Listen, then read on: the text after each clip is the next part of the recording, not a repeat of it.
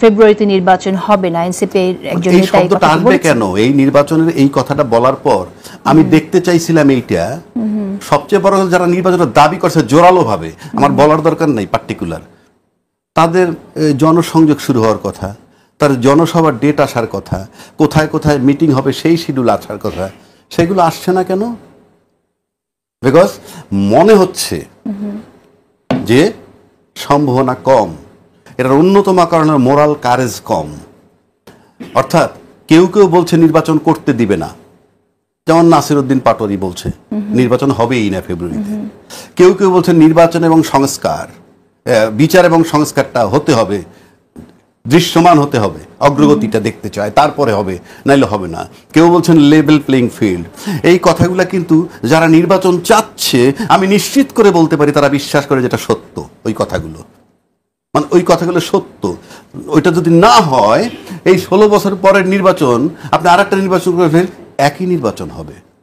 আপনি যদি আজকে এই নির্বাচন করেন, আমি দায়িত্ব নিয়ে রেসপন্সিবিলিটি নিয়ে বলছি একই নির্বাচন হবে। এবং সেটা বুঝছে কখন? তাদের ভিতর থেকেই কথা আসছে, তাদের পক্ষের যে সোশ্যাল মিডিয়ায় যারা কথা বলে তারা বলছেন আবারও কিছু একতরফা, এবং একতরফা যে অ্যাকসেপ্টেবল হবে না। বিকজ কেন আপনার কাছে জানতে চাই, আপনি কি মনে করেন যে এখন নির্বাচন দিলে একতরফা হবে? কেন এটা মনে হচ্ছে একতরফা হবে? আপনি যারা নির্বাচনটা চাচ্ছেন তারা নিশ্চিতভাবে জানতেছেন যে আমাদের সামনে কোনো প্রতিদ্বন্দ্বী নাই। ওকে, আজকে যদি কথার কথা আমি তর্কের খাতিরে বলছি, আজকে যদি সরকার ঘোষণা করে দেয় যে আওয়ামী লীগ নির্বাচন করতে পারবে এবং মানে ইনক্লুসিভ নির্বাচন হবে, এই বিচার টিচার বাদ দেন, ফর গডসে তারা ভয় পাবে। কারণ 16 বছর সাজানো প্রশাসন আবার তাদের পক্ষে কাজ করবে। এটা বলা মাত্রই ভয়, আমি বলছি না বলবে, কিন্তু এটা বলা মাত্র ভয় পাবে, তখনই আপনি বুঝতে পারবেন। ওকে, তাহলে আমরা তো এই যে প্রশাসন নিয়ে আপনি বললেন, আই এগ্রি যে প্রশাসন নিয়ে অনেক রকম অভিযোগ আছে, যে পরিবর্তনের আশঙ্কা প্রত্যাশা ছিল, যে সংস্কারের প্রত্যাশা ছিল প্রশাসনের, সেটা আমরা প্রত্যাশিতভাবে দেখিনি, কিছু পজিশন কিছু মানুষের রদবদল ছাড়া। সেক্ষেত্রে আসলে কি করা উচিত? যে সরকার যেহেতু এই প্রশাসনটা ঢেলে সাজাতে পারেনি বা প্রশাসনের সংস্কার করতে পারেনি, তাহলে কি নির্বাচন আমরা এই সরকারের কাছ থেকে প্রত্যাশা করব না? অবশ্যই নির্বাচন প্রত্যাশা করবেন, কিন্তু একটা কথা আমি আপনাকে বলি, নির্বাচন একটা মনে করেন একটা সুন্দর নির্বাচন হইল, কোনো প্রতিদ্বন্দ্বী নাই, নির্বাচন একদম ক্লিন, উনি 250 সিট পেয়েছে, সেই নির্বাচনটা কি গণতন্ত্রের মাপকাঠি হবে? শুধুমাত্র একটা নির্বাচন, সুন্দর নির্বাচনে উনি 250 সিট পেয়ে যাবে আর কোনো প্রতিদ্বন্দ্বী না থাকার কারণে নির্বাচনটা কিন্তু একটা ক্রাইটেরিয়া বলেন বা ব্যারোমিটার বলেন বা প্যারামিটার বলেন সেটা হতে পারে, কিন্তু নির্বাচন করার আগে অন্যান্য যে দিকগুলো আছে তাহলে আপনাকে দুটো দিকে যেতে হবে। আপনি যদি মনে করেন যে আপনি রেসপন্সিবিলিটি দেখাবেন নির্বাচনের নামে, তাহলে দুইটার যে কোনো একটা পথ আপনাকে বেছে নিতে হবে। একটা কথা আসছে পিআর সিস্টেম। পিআর সিস্টেমের আমি পিআর সিস্টেমের পক্ষেও না বিপক্ষেও না, এগুলো রাজনৈতিক দল সিদ্ধান্ত নেবে। কিন্তু পিআর সিস্টেমের সুবিধাটা কি? সুবিধা হলো আমার ভোটটা বিফলে যাচ্ছে না, নাম্বার 1। ভোটার জানতেছে যে আমার ভোটে প্রতিনিধি আসবে পার্লামেন্টে। 2, শক্ত বিরোধী দল হবে, নিশ্চিত থাকতে পারেন পার্লামেন্টে শক্ত বিরোধী দল আসবে। তারপরে আসেন, যদি এটা আপনি না মানেন তাহলে স্থানীয় নির্বাচনটা আগে আনেন।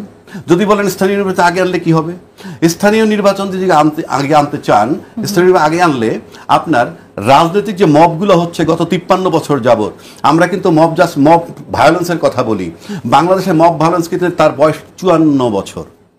অর্থাৎ এমপি নির্বাচনটা যদি আগে হয়ে যায়, সংসদ সদস্য হওয়ার পর বাংলাদেশে কারো বাবার সাধ্য নাই যে উপজেলা এবং ইউনিয়ন চেয়ারম্যান তার পছন্দের বাইরে যাবে। যখন ওই দুইটা বলি, যখন ওই উপজেলা চেয়ারম্যান এবং ইউনিয়ন চেয়ারম্যান ওর পছন্দ হয়ে যাবে, তখন আফটার ইলেকশন ইউনিয়ন চেয়ারম্যান পর এমপি সাহেব সহ ত্রিরত্ন হয়ে যাবে। এবং ত্রিরত্ন হওয়া মানে ওই এলাকায়, ওই সংসদের এলাকায়, সাংসদের যে এলাকাটা নির্বাচনী এলাকা, এই 3 জনের সিদ্ধান্তের বাইরে কিছু হয় নাই, সেটা জানার বয়স আমার 54 বছর। এবং তখন প্রশাসন মুখে আঙ্গুল দিয়ে বসে থাকে। এবং এই যে এইরকম নির্বাচনের ক্ষেত্রে আগে সংসদ নির্বাচন আগে হলে 300 এমপি, 300 দেশটার 300 টুকরা করে এক একটা টুকরার মব সম্রাট হন এই এমপি সাহেবরা। সুতরাং আপনাকে যদি এখন মনে করেন যে পিআর সিস্টেম করবেন না, ফাইন, তাহলে স্থানীয় নির্বাচন আগে নেন। আপনাকে দেখতে হবে জনগণ। আপনি কিছু দলের স্বার্থ দেখেন যে আমার দল কিভাবে লাভবান হবে, আপনি তো কোনো একটা দল তো শতভাগ জনগণের প্রতিনিধিত্ব করে না। বলে যে যাদের দলের জনসমর্থন কম তারা পিআর পদ্ধতি চায়, আমি দ্বিমত করছি না। বিষয়টা কিরকম, আপনি একটা সিটে 2 লাখ ভোট আছে ফর এক্সাম্পল, উনি 1,02,000 ভোট পাইছে, আমি 98,000 ভোট পাইলাম, আমি কিন্তু আউট, সে কিন্তু পার্লামেন্টে গেল। এই 98,000 লোকের ভোটটার মূল্য কি হলো? 1, 2, এই 98,000 লোক কিন্তু বাইরে যদি এই সরকারের সাথে দ্বিমত হয় তাহলে কিন্তু রাস্তায় সে আন্দোলন করবে। 3, যদি পিআর পদ্ধতির মাধ্যমে সে পার্লামেন্টে ঢুকতে পারে তাহলে রাস্তায় আন্দোলন করার সুযোগ নাই। 4, কেউ কেউ বলে যে সরকার নড়ে বড়ে হবে। আপনি যদি ট্রান্সপারেন্ট গভর্নমেন্ট হন আপনার ভয় পাওয়ার কিছু নাই। আমি নিশ্চিত করে আবারও দায়িত্ব নিয়ে বলছি, নোবডি ইজ ট্রান্সপারেন্ট।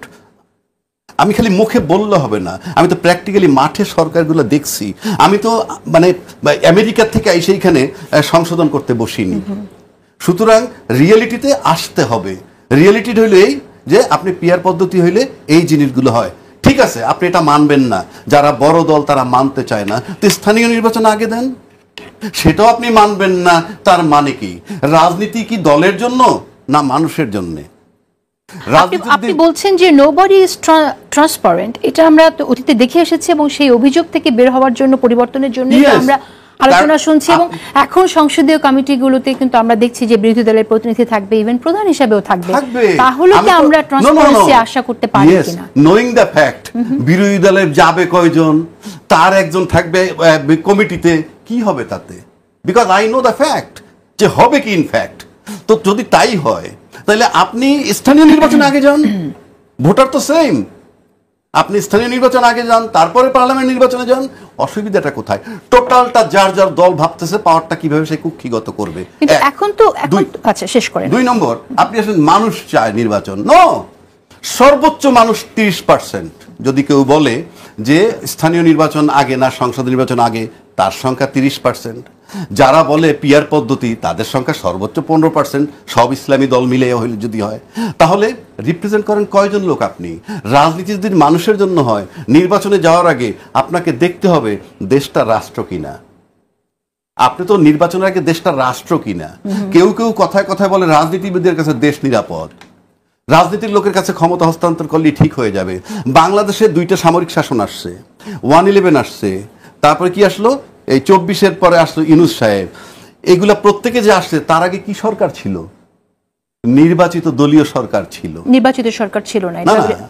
সেই নির্বাচনকে যদি আপনি নির্বাচন বলেন তাহলে তো আমরা, এরশাদ সাহেব যখন ক্ষমতা আসলেন মার্শাল্লাহ দিলেন, তার আগে তো রাজনৈতিক দলের সরকার ছিল, আমি সেটা বলছি।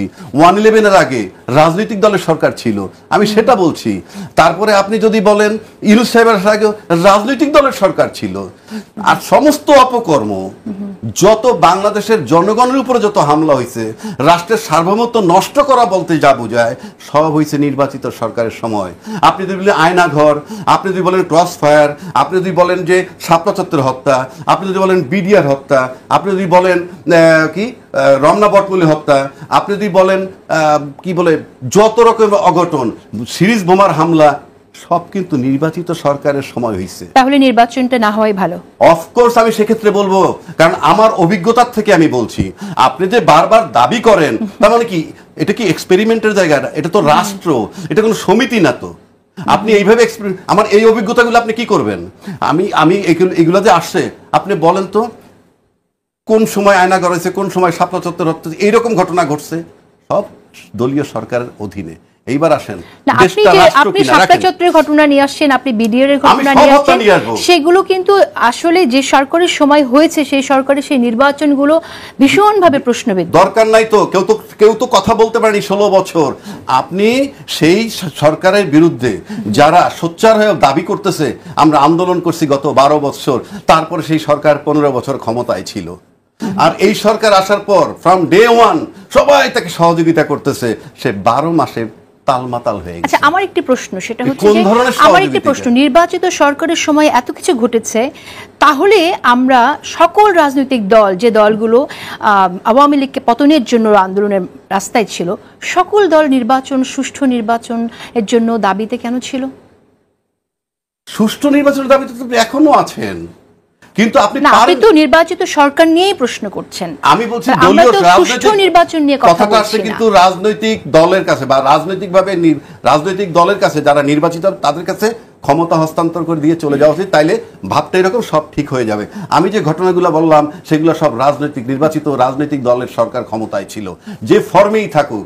এইবার আসেন ইউনূস সাহেবের কথা উনি বললেন, ভাই আমার, যে উনি কি অন্তর্বর্তীকালীন সরকার। অন্তর্বর্তীকালীন সরকার কি বাংলাদেশের কোনো সংবিধানে আছে? নাই। যে সরকারটা সংবিধানে নাই, যে সরকারের নামটা সংবিধানে নাই, তাকে আপনি সেই সংবিধানে ঢুকান কি করে? Number one. যদি আপনি সেই সংবিধানে তর্কে থাকে বললাম ঢুকানি, সেই সংবিধানে কি বলা আছে? পার্লামেন্ট ভেঙে যাওয়ার পরবর্তী 90 দিনের মধ্যে আপনি নির্বাচন দিবেন। তো ফেব্রুয়ারিতে নির্বাচনের ডেট দেওয়ার জন্য ইউনূস সাহেব কি অথরিটি? কোন অথরিটি সে? 2 নম্বর, একটা জুলাই জুলাই চার্টার মানে ঘোষণাপত্র বানাইলেন। এই যে জুলাই ঘোষণাপত্র বানাইলেন, সেখানে কি লিখছেন? সমস্ত বিজ্ঞ রাজনীতিবিদরা বৈশা বানাইছেন কি ইউনূস সাহেব অন্তর্বর্তীকালীন সরকার, ওটার ভিতরে বলা হয়েছে। এবং উনি প্রধান উপদেষ্টা। উনি কার প্রধান উপদেষ্টা? রাষ্ট্রপতির। এ পর্যন্ত ইউনূস সাহেব আর রাষ্ট্রপতি এক কাপ চা খাইছে একসাথে বৈশা? উনি কি আদৌ তাকে উপদেশ দেন? তাহলে আমি কি, উনি প্রধান উপদেষ্টার দায়িত্ব পালন করবেন আর কাজে করবে প্রধান নির্বাহী, ইলেকশনের ডেট দিবেন, তাহলে আমি কি আমকে কলা বলে খাবো? 1 2 আপনি আসেন, আপনি যখন একটা অন্তর্বর্তীকালীন সরকার, এই জুলাই ঘোষণাপত্রে লিখতে হবে তার মেয়াদ। উনি 8ই অগস্ট 2024 থেকে 30শে জুন 2026 পর্যন্ত ওনার মেয়াদ, এবং এর ভিতরে উনি নির্বাচন করবেন। এবং সরকারের স্ট্যাটাস হইতে হবে রাষ্ট্রের প্রধান নির্বাহী। 2 এই ঘোষণাপত্রটাকে নাম দিতে হবে, মিনিমাম নাম দিতে হবে অন্তর্বর্তীকালীন সংবিধান। এটার মানে সংবিধান পরিবর্তন হচ্ছে না, কিচ্ছু হচ্ছে না। সরকার যখন অন্তর্বর্তীকালীন, তার সংবিধানটাও থাকতে হবে অন্তর্বর্তীকালীন সংবিধান, এবং সেইটা এই ঘোষণাপত্রের নাম দিতে হবে। কেউ কেউ বলবেন হয়ে গেছে, না, সংশোধনী আনা যায়, সংশোধনী আনা যায়। তার সবশেষে আমি বলে দিচ্ছি, আপনি দেশটাকে আগে রাষ্ট্র বানান। আচ্ছা, আমি আসবো আপনার কাছে, আবারও আসবো। আশরাফ কাসের অনেকগুলো প্রসঙ্গ এখানে এসেছে। একটি তো হচ্ছে যে রাজনৈতিক দলের কাছে কি তাহলে দেশ নিরাপদ কিনা, সেই প্রশ্নটির জবাব যদি আমি আপনার কাছ থেকে আগে নিই। দেখুন, আমাদের অনেক পরীক্ষা নিরীক্ষা হয়েছে, আমরা অনেক ধরনের সরকার দেখেছি, অনেক ধরনের গণতন্ত্র দেখেছি, আপনি নিজেও বলছিলেন অনেক ধরনের নির্বাচন দেখেছি। সবশেষে আমি বলবো যে রাজনৈতিক দলের কাছেই শাসন ক্ষমতা যেতে হবে, রাজনীতিবিদরাই দেশ শাসন করবেন। এর বিকল্প যা আছে, সেনা সমর্থিত সেনাবাহিনী, অন্তর্বর্তীকালীন তত্ত্বাবধায়ক, আপনি যেই নামেই ডাকেন না কেন, এদের জবাবদিহিতা রাজনীতিবিদদের শাসনের জবাবদিহিতার তুলনায় অত্যন্ত কম, এবং তাদের কারো কারো জবাবদিহিতা নাই বললেই চলে। যেমন বর্তমান অন্তর্বর্তী সরকার কার কাছে জবাবদিহি করছেন? কারো কাছে না। তিনি একবার বলেছেন তার নিয়োগকর্তা ছাত্ররা, এরপরে আর কি? কাজেই আমরা যদি দেশটাকে, আপনি যদি জুলাইয়ের স্পিরিটের জায়গা থেকে দেখেন, আমরা বলছিলাম যে সরকারটি জবাবদিহিমূলক কিনা, যারা শাসন করবে তারা কি জনগণের কাছে জবাবদিহি করবেন কিনা। রাজনীতিবিদরা, রাজনৈতিক দল এবং রাজনৈতিক দলের শাসন যতই খারাপ হোক, রাজনৈতিক দল এবং রাজনীতিবিদরাই জবাবদিহি করেন। তারা অন্তত 5 বছর পর পর, 15 বছরের আগে রীতি তো তাই ছিল, ভোটের জন্য মানুষের কাছে যেতেন এবং তাদেরকে জবাবদিহি করতে হতো। কাজে আমি বলবো যে নির্বাচনটি একদম আদর্শ সিচুয়েশনে হচ্ছে, সব কিছু বিবেচনা করে হচ্ছে, সেটা হলে তো আপনাকে অনির্দিষ্টকাল অপেক্ষা করতে হবে। আমরা সেই তুলনায় এটাকে বলে যে একটা কোয়ালিটেটিভ কল নিলেন আপনি, যে 18 মাস আমরা অন্তর্বর্তী সরকার দেখলাম, যেখানে আমি ফিল করছি যে আমাদের আশা আকাঙ্ক্ষা হতাশায় পর্যবেসিত হয়েছে। সরকারটিকে আমরা দক্ষ এবং যোগ্য দেখছি না, ফোকাস দেখছি না, বিচার করতে দেখছি না, সংস্কারের গতি ধীর এবং নির্বাচনের অনিশ্চয়তা তৈরি করেছেন। তার চেয়ে বেশি অধিক তাদের জবাবদিহিতার কোনো লক্ষণ আমরা দেখছি না। কাজেই নির্বাচনটি হওয়া দরকার, এবং যাতে করে একটি নির্বাচিত সরকার ক্ষমতায় আসেন। দেখুন, আমরা শুধু রাজনৈতিক দৃষ্টিকোণ থেকে এটিকে দেখলে হবে না, অর্থনীতির দৃষ্টিতে দেখেন, বিনিয়োগের দৃষ্টিতে দেখেন, কর্মসংস্থানের দৃষ্টিতে দেখেন, এমনকি কূটনীতির দৃষ্টিতে দেখেন। আমি মনে করি যে এই সব কিছু অপেক্ষা করছে একটি নির্বাচিত সরকার দায়িত্ব নিলে সব পক্ষের সুবিধা হবে বাংলাদেশের সাথে কথা বলতে। কাজেই বাংলাদেশের এগিয়ে যাওয়ার একটা বড় অগ্রগতি বা উত্তরণ হবে একটি নির্বাচনের ভেতর দিয়ে। এখন কথা হচ্ছে সেই নির্বাচনটি কতটা আপনার সুস্পষ্ট হবে, কতটা লেভেল প্লেইং ফিল্ড হবে, কতটা উৎসব মুখর হবে, সেগুলো নির্ধারণ করার দায়িত্ব সরকারের এবং রাজনৈতিক দলের। আমরা যদি শুধু ভেবে থাকি রাজনৈতিক দল খালি দাবি দাওয়া করবে, তা না। আপনি শুরুতে বলছিলেন যে আমরা ইশতেহার জানতে চাই, আমরা তাদের ঘোষণাপত্র বুঝতে চাই। তারা ক্ষমতায় গেলে কিভাবে দেশ শাসন করবেন জানতে চাই। দুর্ভাগ্যজনক হচ্ছে নির্বাচন কবে হবে তা নিয়ে যে সংশয়, তাতে করে আমরা তাদের ভেতরের রাজনীতির কথা জানতেই পারছি না। তাদের আজকে যখন আমরা আলোচনা করছি ঠিক তখনই আবারও আমাদের মধ্যেও এই প্রশ্নটা যাচ্ছে, একই অবস্থা যাচ্ছে। এবং আমার মনে হয় রাজনীতিবিদরা কিছুটা ধূর্ততার সাথে শেষ মুহূর্ত পর্যন্ত তাদের ইশতেহার না বলে, ঘোষণাপত্র না দিয়ে, তাদের কর্মসূচি না বলে ক্ষমতায় যেতে চাচ্ছেন। এটি বাংলাদেশের জন্য আরো একটি দুর্ভাগ্যের কারণ হয়ে যাবে। কাজে আমরা মনে করি তারা যেন তাদের কর্মসূচি বলেন, তাদের সেটির সাথে আপনি একমত নাও হতে পারেন, আমি নাও হতে পারি, কিন্তু মানুষকে অন্ধকারে রেখে নির্বাচনে অংশ নিয়ে সরকার পরিচালনার যে কৌশল, সেই পথে না আগানোটাই আমার মনে হয় মঙ্গলজনক হবে। আসবাবর আপনার কাছে অ্যাডভোকেট আবু হেনা রাজ্জাকী, আমি একটু সরলভাবেই আপনাকে একটু প্রশ্ন করি, আপনি কি মনে করেন যে নির্বাচন কি আসলে মানে হবে না হবে না? দেখেন, আমি একটা সিম্পল কথা বলি। আমি বাংলাদেশের কিছু মানুষ, আমি অফকোর্স গণতন্ত্রের পক্ষে, কিন্তু আপনি যদি রাজনীতিবিদদের তাকান, রাজনীতিবিদরা তো রাজনীতিবিদ তৈরি করে, তাই না? রাজনীতিবিদদের তো রাজনীতিবিদ তৈরি করে। তা আপনি একটু চক্ষু বন্ধ করে ভাবেন তো, রাজনীতিবিদ কাকে বলে? আমি চ্যালেঞ্জ করলাম বাংলাদেশের সমস্ত বিখ্যাত রাজনীতিবিদদের একটা সংজ্ঞা আমাকে দেখ, যে রাজনীতিবিদের সংজ্ঞা কি। রাজনীতিবিদের সংজ্ঞা যদি থেকেই থাকে আর রাজনীতির জন্য বিশাল কিছু জানতে হয়, তাহলে সাকিব আল হাসান এমপি হয়েছে না? সে কি রাজনীতিবিদ? ফেরদৌস রাজনীতিবিদ, মমতাজ রাজনীতিবিদ, মোবাইল ব্যবসায়ী মোর্শেদ খান রাজনীতিবিদ। সেজন্যই তো তাদেরকে তাদের পতন হয়েছে। আপনি এটা তো গিনিপিগ না। আপনি, ওরা যদি রাজনীতিবিদ, ওরা তো টাইমটা পার করে গেছে, তাদেরকে রাজনৈতিক দল ইউজ করছে। কারণ পয়সার রাজনীতিতে ভোট কখনো হয় নাই। কেউ কেউ বলেন ভোট নাকি টাকা জনগণ, ভোটাররা খায়। ভোটাররা টাকা খায় না, ব্যবসায়ীদের কাছ থেকে টাকা নেয় রাজনীতিবিদরা, সেই টাকার কিছু অংশ দেয় প্রশাসনকে। তাই ব্যবসায়ীরা পার্লামেন্টে ঢুকছে, রাজনীতিবিদ হয়ে গেছে। রাজনীতিতে সংজ্ঞা দিতে বলেন, আমি দায়িত্ব নিয়ে বলছি, একটা রাজনীতির সংজ্ঞা দেখ, কি সংজ্ঞায় রাজনীতি। এইবার আসেন, আমরা তো আসলে পুরনো বন্দোবস্তের কথা শুনছি যে এই নির্বাচন হয় সেই একই জায়গায় ফেরত যাবে, নতুন বন্দোবস্ত হবে। আমরা অনেক সংস্কারের কথা বললাম, সেই জায়গা থেকে যেমনটা আশরাফ কাসের বললেন যে গত এক বছরে দেখা গেছে অনেক আশা শেষ পর্যন্ত হতাশায় পর্যদস্ত হয়েছে, পর্যবসিত হয়েছে। সেই জায়গা থেকে আপনি কি মনে করেন যে আমরা কি সুযোগ হাতছাড়া করে ফেললাম? উনি বলছেন যে অন্তর্বর্তীকালীন সরকারের কোনো জবাবদিহিতা নাই। আওয়ামী লীগ সরকারের কি জবাবদিহিতা আছে এখন? এই যে 16 বছর নির্যাতন করে চলে গেল, তার জবাবদিহিতা কোথায়? মানে আমরা কি আওয়ামী লীগ সরকার খারাপ ছিল বলে আর নির্বাচন করব না, চাইবো না? আমি একটা কথা বলি আপনাকে, আজকে যারা মাঠে আছে চাঁদাবাজি করে, এনসিপি বলে না, অনেকে করতে পারে, উনি করুক আমি করি, দলিল নাই, হচ্ছে তো চাঁদাবাজি। এই যারা চাঁদাবাজি করে, এই শব্দটা কি আমরা এই প্রথম শুনলাম নাকি এটা বাংলাদেশের 54 বছরের পুরাতন শব্দ? পুরনো শব্দ হলে কি করছে, তারা ইনহেরিট করছে।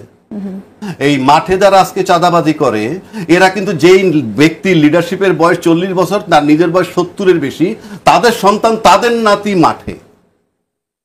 ওই চাঁদাবাজি যারা করছে, ডাইরেক্ট ইনডাইরেক্ট, করাপ্ট পুলিশ অফিসারের ছেলে বা নাতি মাঠে, করাপ্ট আমলার ছেলে বা নাতি মাঠে, করাপ্ট রাজনীতিবিদের ছেলে বা নাতি মাঠে। কেন তারা এখনো মাঠে? সেই প্রশ্নের উত্তরটা আমি আপনার কাছে চাইবো। আমি একটা বিরতির পর ফিরে আসছি। আচ্ছা, সেই পদ্ধতি কেন বদলানো যাচ্ছে না, ভাঙা যাচ্ছে না, শুনবো। এখন আমার প্রশ্ন হচ্ছে যে রাজনীতিতে আপনি বলছেন যে সেই রাজনীতিবিদদেরকে আপনি দেখতে পাচ্ছেন না, প্রত্যাশিত কাজ যাদের কাছ থেকে পাবেন সেরকম মানুষকে আপনি দেখতে পাচ্ছেন না। সেটা যদি না থাকে, গণতন্ত্রের উত্তরণের ক্ষেত্রে, সুসংহত গণতন্ত্র উত্তরণের ক্ষেত্রে সেটা যদি একটা বাধা হয়, তাহলে আমরা কি আসলে সংস্কার করব, পরিবর্তনের জন্য চেষ্টা করব, নাকি মাথা ব্যথা বলে মাথা কেটে ফেলে দেব? মাথা কেটে ফেলার বিষয় না তো, বিষয় হচ্ছে আপনি ঐক্যমত্যে যাচ্ছেন না কেন। বলা হচ্ছে জুলাই সনদে কিছু জিনিস আসবে, তারপরে সেটা নেক্সট পার্লামেন্ট আসলে পরবর্তী 2 বছরের মধ্যে এটাকে তারা রেটিফাই করবে। তার মানে 2 বছর মেয়াদ নিয়ে নিচ্ছে। 1, 2, যে প্রক্রিয়া নির্বাচন, আজকে সনদে, জুলাই সনদে স্বাক্ষর করবে 40টা দল, পার্লামেন্টে যদি 1-2টা দল যায়, বাকিটা কি হবে? 1, 2, যারা নোট অফ ডিসেন্ট দিয়ে গেছেন, তারা তো তখন বলবেন আমরা তো নোট অফ ডিসেন্ট দিয়ে আসছি, it is not our duty. Number 2, note of dissent যে বিষয়গুলো আসছে, আমি দায়িত্ব নিয়ে বলছি, যে এগুলা বাংলাদেশের রাষ্ট্র বা দেশ, এই যে রাষ্ট্র বা রাষ্ট্রের যে জনগণ, তাদের জন্য এগুলো ক্ষতিকর নয়। ক্ষতিকর হচ্ছে রাজনীতিবিদদের জন্য, যেই রাজনীতিবিদরা কুক্ষিগত করতে চায় এবং তাদের সংখ্যা সর্বোচ্চ 30% হতে পারে, বাকি 70%কে আপনি দমাবেন কেন? ভাই একটা কথা বলছেন, অর্থনৈতিক ব্যাপার আছে, তারপরে কূটনৈতিক ব্যাপার আছে, কর্মসংস্থান আছে। আচ্ছা, কর্মসংস্থান আজকে দেখলাম কোন পত্রিকায় 23 সালে ছিল কত লাখ বেকার, এটা 27 লাখ না কত হয়েছে, মানে 2 লাখ বেকার বাইরে গেছে। তো বুঝলাম এই সরকার তো মাত্র 1 বছর, তার আগে টানা 16 বছর রাজনৈতিক দল ক্ষমতায় ছিল, তার আগে একটা গ্যাপ দিয়া 10 বছর একজন ছিল, তার আগে 5 বছর ছিল। তাহলে তারা যদি শুধু কর্মসংস্থান করতেই পারেন তাহলে তো বেকারই থাকার কথা না। যদি করতেই পারে তাহলে তো চাকরির জন্য লোক খুঁজবে।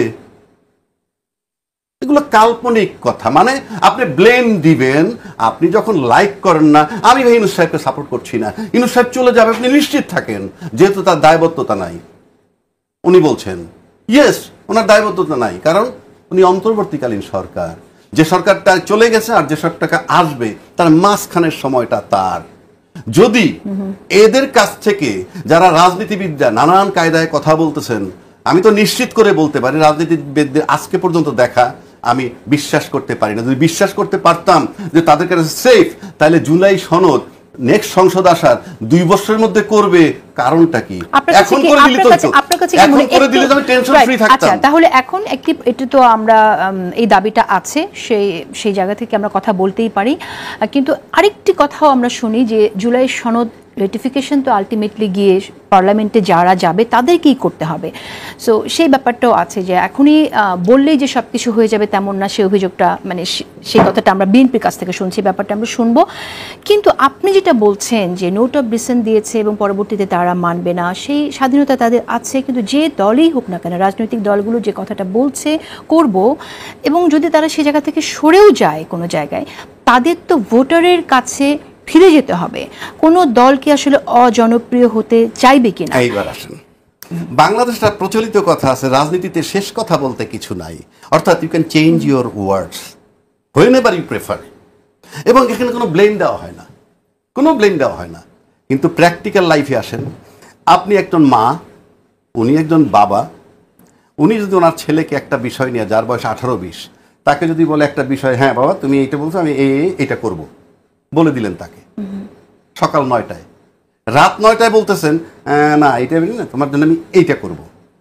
আচ্ছা ঠিক আছে, তারপর দিন বললেন না না এই দুইটার কোনোটাই হবে না, এই করব। এইরকম 3 দফা করবেন, আপনাকে সে ঘরে ঢুকতে দিবে না, বলবে you are a liar, you are a cheat. আপনাকে কে বলছে যে রাজনীতিতে শেষ কথা বলতে কিছু নাই? আপনি যা বলবেন বহাল রাখার চেষ্টা করবেন, তাইলে মানুষ বিশ্বাস করবে। আপনার দলীয়ভাবে অফিসিয়াল ভাবে বলতেছেন, মিডিয়া বলতেছে রাজনীতিতে শেষ কথা বলতে কিছু নাই। আপনি মনে করছেন তাহলে ভোটারের সাথে প্রতারণা করলেও ভোটার ভোট দিয়ে যাবে? না না, ভোট দেওয়ার পর প্রতারণা করলে আপনি কি করবেন? That is the question. আমার কথা দুই হচ্ছে, আপনি বলতেছেন যে এটা প্রক্রিয়ার ব্যাপার, আজকে সনদ হোক, সময় লাগবে। কেন সময় লাগবে? আপনি যদি সংসদীয় করবেনই, এখনই করে ফেলেন। আচ্ছা, আশরাফ কায়সার, আমি আপনার মন্তব্য শুনতে চাই। জুলাই সনদের আইনি ভিত্তির দাবি আছে, সেটা এখনই করতে হবে, সে দাবিটাও আছে। সেটা আপনি কি মনে করেন যে এখানে বিএনপির কি করণীয়, কি করা উচিত? আর ভোটারের প্রতি আমরা একরকম অনাস্থা দেখি মানুষের, সেই জায়গা থেকেও একটু শুনতে চাই যে আমাদের দেশের ভোটারকে আসলেই এত সরল কিনা। দেখুন, জুলাই ঘোষণাপত্রে 2টি জিনিস ঘটেছে। একটি আইনি ভিত্তি দেওয়ার কথা হয়েছে, আর সংবিধানে সংযোজিত হবে এরকম বলা হয়েছে। আমার মনে হয় যে এটি আমরা শিখেছি 90 সালে 3 জোটের রূপরেখা যেভাবে পাশ কাটিয়ে বিএনপি দেশ শাসন করেছে, বা অন্য দলগুলো তেমন কোনো উচ্চবাচ্য করেনি, সেই জায়গা থেকে আমার মনে হয় বর্তমান বাস্তবতায় এটি একটি উল্লেখযোগ্য অগ্রগতি। আর বিএনপি বা অন্য অনেকেই যে নোট অফ ডিসেন্ট দিয়েছেন, সেই জায়গাগুলো কিন্তু আমরা নজরে রাখছি, এবং তারা তো প্রকাশ্যেই বলেছেন, এটা কোনো গোপন না।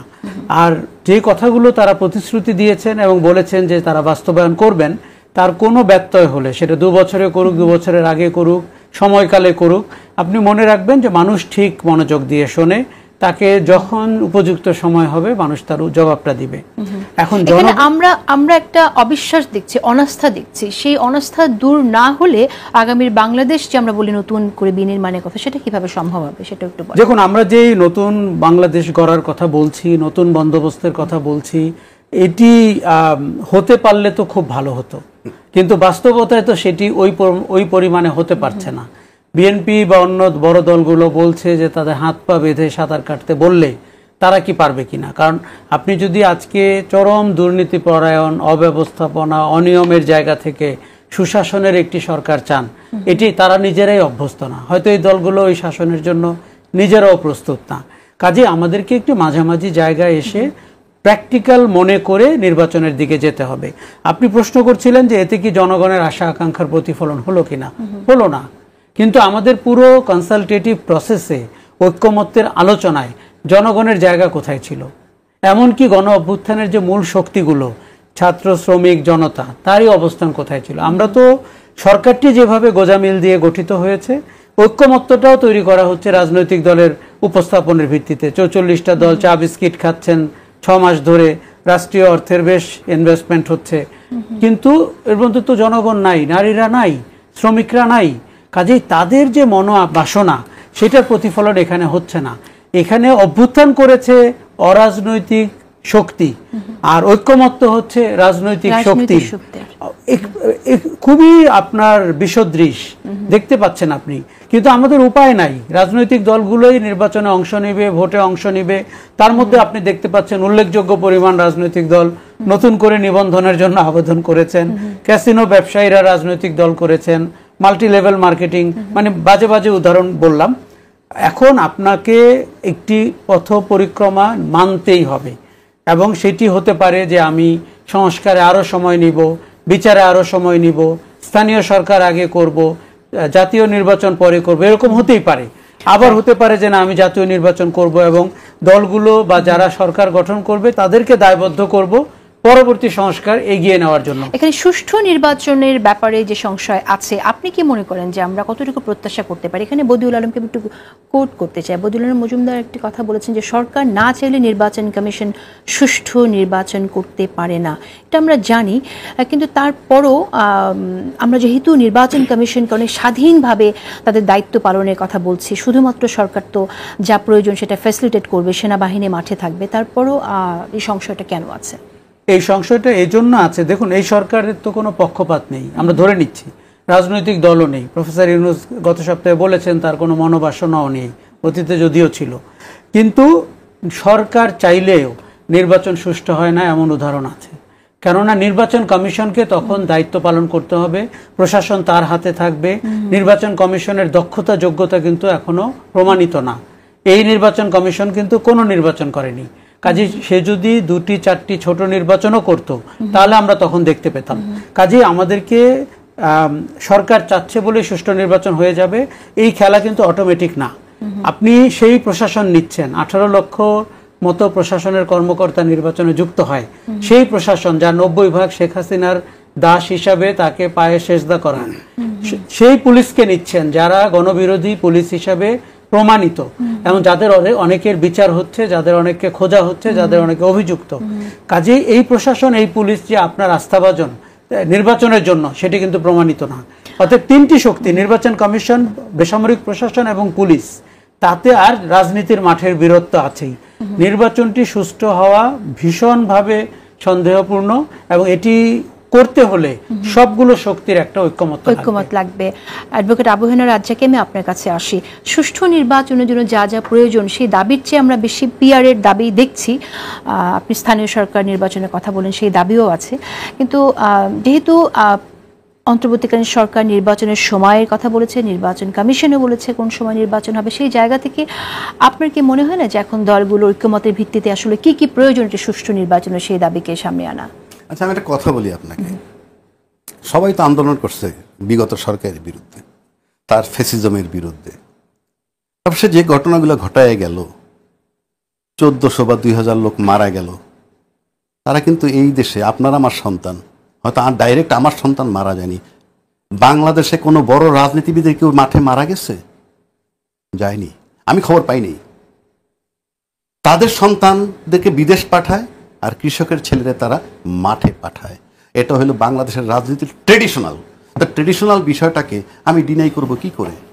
ভাই নিজেই তো বললেন যে নির্বাচন হতে পারে, কিন্তু জন আকাঙ্ক্ষা পূর্ণ হবে না। তারপর সবাই মিলে একটা ঐক্যমত্যে এসে লেভেল প্লেইং ফিল্ড সুন্দর হওয়া সম্ভব না। এটা জানা সত্ত্বেও আমি বলবো যে নির্বাচনের ভিতরে আমার থাকতে হবে, তার মানে কি আমি আবার এটার ভিতরে যাব? আমি ব্যক্তিগতভাবে মনে করি, আমি দায়িত্ব, আমার বিশ্বাস থেকে বলছি, এটা দায়িত্ব বলবো না, এটা আমি বিশ্বাস থেকে বলছি, বাংলাদেশের 3টা স্টেক হোল্ডার একত্র হইতে হবে, না হইলে নির্বাচন হবে না, হওয়ার সম্ভাবনা 100% বলবো না, 99.99।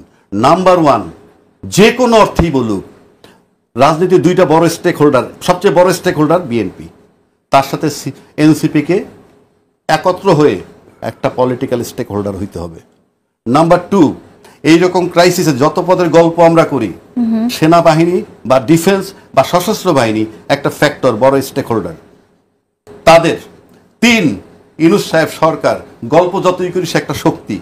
এই 3টা শক্তি যদি একটা জায়গায় না আসে, বাদ দেন সমস্ত রাজনৈতিক দল, বাদ দেন সংস্কার, বাদ দেন ওই সনদ, এইটা 3টা যদি একটা জায়গায় না আসতে পারে নির্বাচনের ব্যাপারে, আপনি নিশ্চিত থাকেন নির্বাচন না হওয়ার সম্ভাবনা 99.99%। অর্থাৎ আপনি মনে করছেন নির্বাচন হচ্ছে না, কারণ আমরা তো দেখছি যে দলগুলো এক হচ্ছে না। এবং সবচেয়ে বড় কথা হচ্ছে সমস্ত মিডিয়ায় সবার কথার ভিতর থেকে বেরিয়ে আসে নির্বাচন সুষ্ঠু হওয়ার সম্ভাবনা নাই, জন আকাঙ্ক্ষা পূর্ণ হওয়ার নাই। আর যারা নির্বাচনে চিৎকার করতেছে তাদের মুখে ব্যাপক অর্থে আপনি একটা জায়গায় তো আসবেন, অ্যাটলিস্ট যে লোকগুলা মারা গেল, এই আয়নাগর বানাইলো, এই যে ছাত্ররা প্রাণ দিয়া একটা, এই যে প্রাণ দেওয়া সেটা প্রক্রিয়া কিন্তু মব।